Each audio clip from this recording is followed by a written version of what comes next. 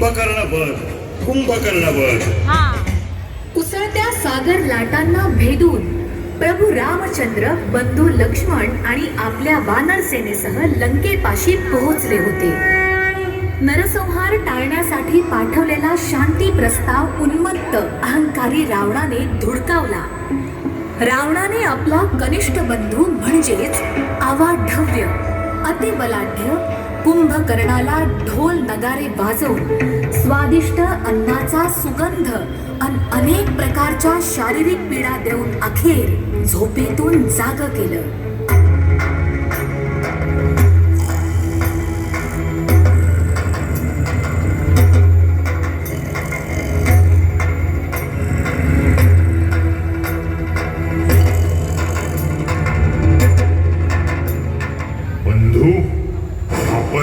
झोपेतून का उठवलं? कुंभकर्णा, ही झोपण्याची वेळ नसून आपल्या शत्रूला आयुष्यातून उठवण्याची वेळ आहे. अंगावर वल्कल घालणारा, झोपडीत राहणारा वनवासी राम आणि त्याच्या मागे पुढे उड्या मारणारी क्षुद्र माकड यांचा समूळ विनाश व्हायलाच हवा. लंकेश्वर रावण, आपण थोडा विचार करावा. राम हा कुणी साधारण मानव नाही, तर साक्षात विष्णू अवतार आहे.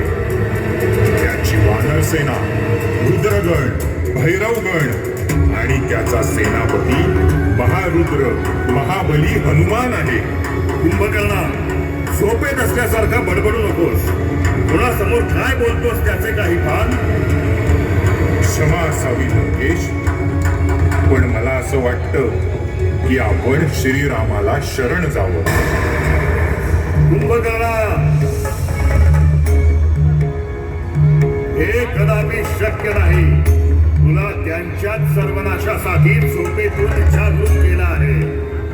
तेव्हा आत्ताच्या आत्ता जा आणि त्या राम लक्ष्मणासहित वानर सेनेचा संहार कर.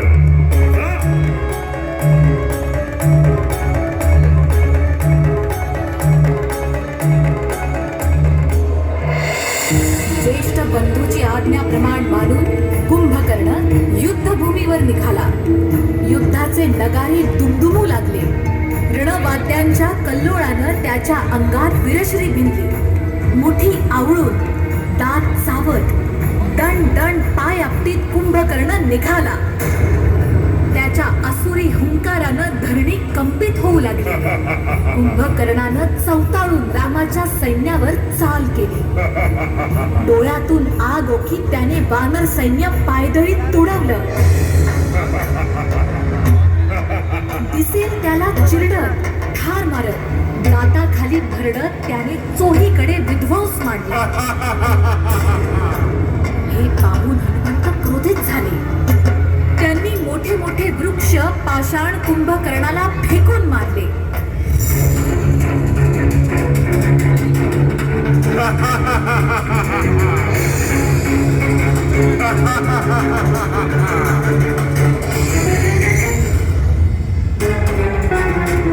पण कुंभकर्णाला काही फरक पडला नाही. नलनील, जांबुवंत, सुग्रीव, अंगद अशा रणधुरंधरांची मात्राही त्याच्या पुढे फिकी पडली. युद्धाच्या आवेशाने तो बेभान होऊन गरजला.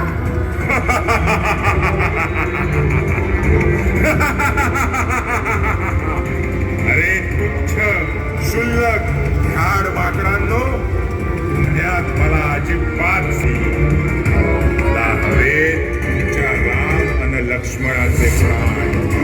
त्यांची शिरं कापून बंधू दशाननाच्या चरणावर वाहणारे मी.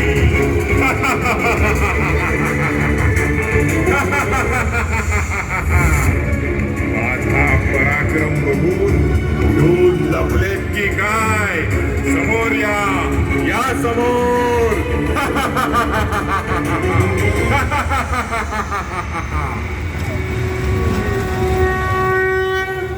नाही कुंभकर्णा, भ्याड नाही तर योद्धा म्हणून हा राम तुझ्या समोर उभा आहे. गर्वाने उन्मत्त रावणाला तू विध्वंसापासून परावृत्त करीत होतास. त्यामुळे तू धर्म जाणतोस असा माझा ग्रह झाला. पण नाही, तू साथ दिलीस अनाचाराला. पक्ष घेतलास अधर्माचा आणि विनाश केलास निरपराध्यांचा. आता तुझा निपात करणं हे माझं युद्ध कर्तव्य. युद्धाला तयार हो. मी तर सिद्ध आहेच.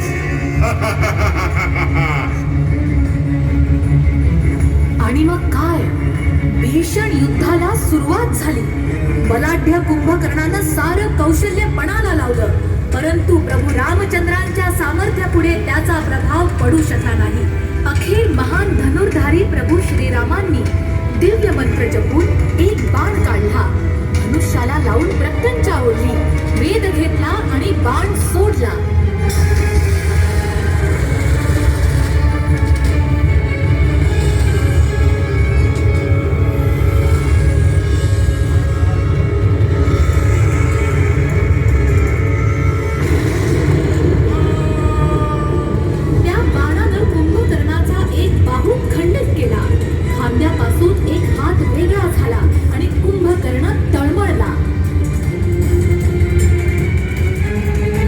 श्रीरामांचा दुसरा अमोघ बाण धनुष्यावर चढला होता, तोही सणसणत आला.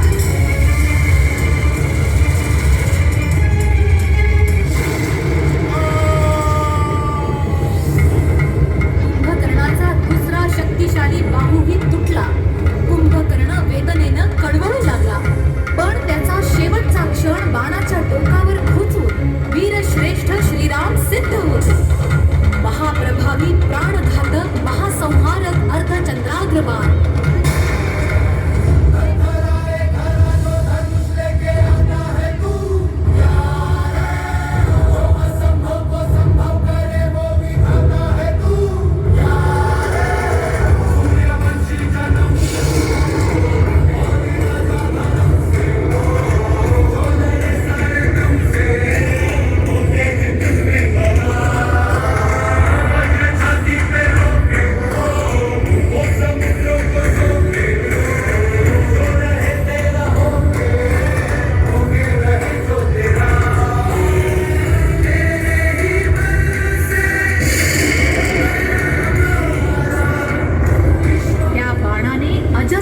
महाशक्तिशाली कुंभकर्णाचं मस्तक छेदून आभाळात भिरकावून दिलं, जे महासागराच्या तळाशी जाऊन ते विसावलं.